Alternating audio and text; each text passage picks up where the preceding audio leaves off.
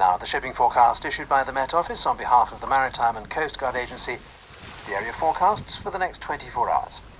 Whereas south at Sierra, 40s, Cromarty, 4th. Variable, mainly southerly or southwesterly, 3 or 4. Showers, then thundery rain, moderate, occasionally poor.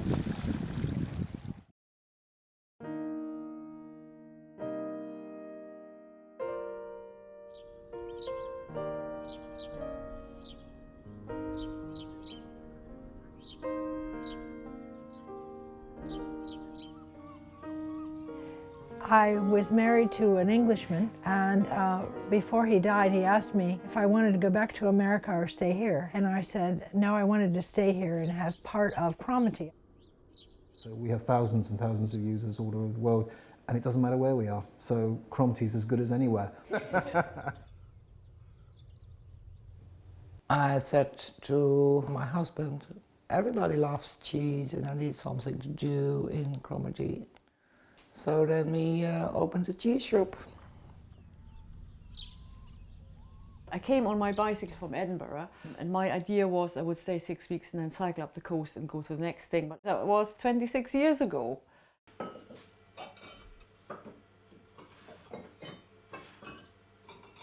I'm Bärbel and I'm the local potter. I run the Cromarty pottery, and this is it. This is what I do for a living. Yeah, I do a lot of things with chickens because I love chickens, and cats because I love cats, and things like that. And the sea and dolphins. I sell a lot of things with dolphins on. And I decorate with coloured slips, I fire it, and then I try and sell it to the public. That's what I do. I'm David Newman, and I run Plexus Media Limited here in Cromarty. I was already living here just for a few years, and I previously set up another business which was one of the first multimedia type businesses, and then 2 or 3 years later I got together with my current business partner and we set up Plexus.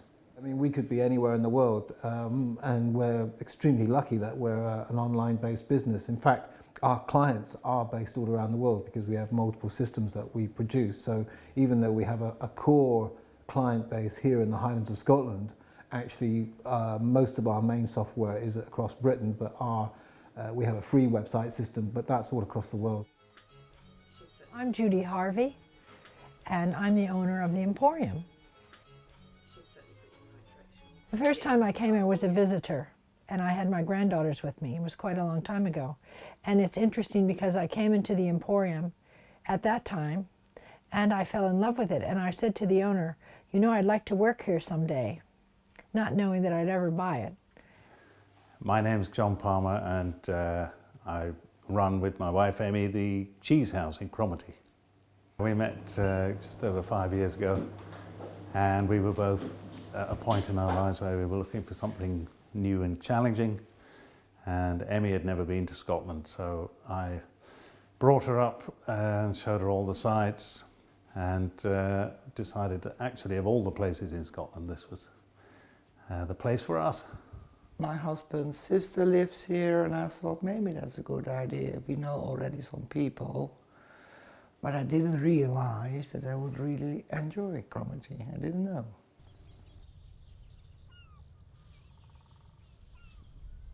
I think as you're properly discovering, I had a friend up from Yorkshire last year, and after 2 days he said, is there anyone here that speaks with a Scottish accent?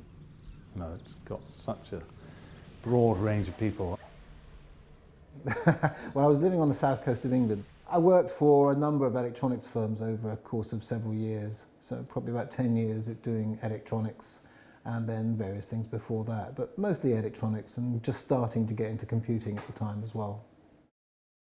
When I came from Hamburg, the first 5 years living here I did find really difficult because I was just used to the big city and the bright lights, and I was slightly flabbergasted by the way people actually lived here, and I just couldn't get my head around that. But now I've grown into it so much that I just don't really want to live anywhere else. Well, I spent most of my working life in Yorkshire, and then through that, when I was working in theatre, I met up through European projects, I met up with Joke, who lived on a barge in Amsterdam, and she was doing similar work in theatre with people with learning disabilities. And it was through her that I met Emmy, My life in the Netherlands, yeah, never did anything else. Only teaching, which I really enjoyed. It was in a nice, low social area, and yeah, nice things to do. But I did it for 32 years, so it's quite a long time. I have a home in St. Louis, Missouri, and I was a nurse for about 45 years, worked full time, and I had. For several years, I raised my granddaughters and took care of my husband before he died. I took care of my parents before they died, and just had a very busy time there. And now I'm over here, and it's so relaxing and lovely. I still have the home there, and I still have the business, which is slowing down a bit because my partner has cancer. So eventually, I'll have everything over here.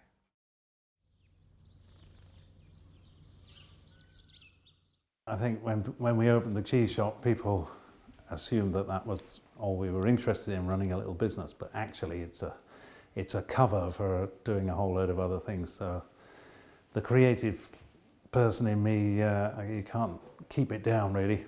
So very quickly I got involved in running drama workshops and getting involved in local theatre, and I joined the writers group. And within the first 6 months, I directed a murder mystery drama for the Crime Writers Weekend that we have here. We have so many different groups doing things. There's always something, bike riding, walking. If you're interested, there's something. There's a camera club on Thursday nights, and there's morning coffees almost every morning. We have it 2 days a week here, and then we have 2 days a week at the Royal Hotel. But over the years, I've been very involved in all sorts of different things within the town, at different societies, art societies, things like that. More recently, I've sort of cut it back a bit because it was getting a bit much. Everyone was telling me so.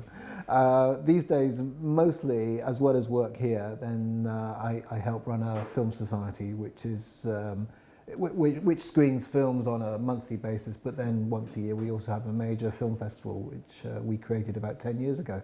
Just being here is a treat in itself, I think. I feel spoiled.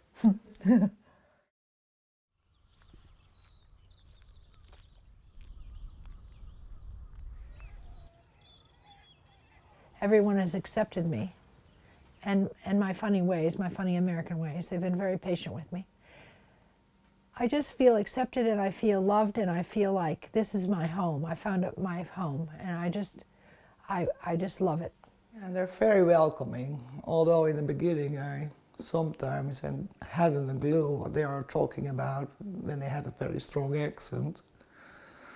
But I'm getting there. It took me a while. It was 1.5 years later, because when they say, "Hello, how are you?" and then you say, "Oh, not bad, yourself?" But I didn't do that the first 1.5 years. I thought, no, that's embarrassing to act like a Scot, really. But now I do. And it's quite nice, really. Not bad, yourself?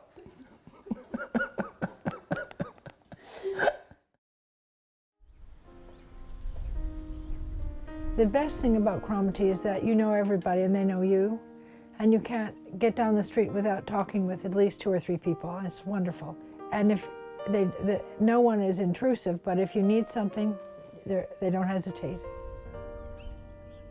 We decided to send people off around the world to really interesting places with a t-shirt that said, "Cromarty's better than here," and then pointing to a major like the Eiffel Tower or something like that. And I think a lot of the young people, and particularly a lot of us as well, you know, that's how we feel. There isn't anywhere quite like this place. It's like living in a big, slightly untidy nest. I feel it fits. It just sort of fits for people, for me. Cromarty is a nice community where you can be yourself with lots of nice people. Cromarty is bizarre.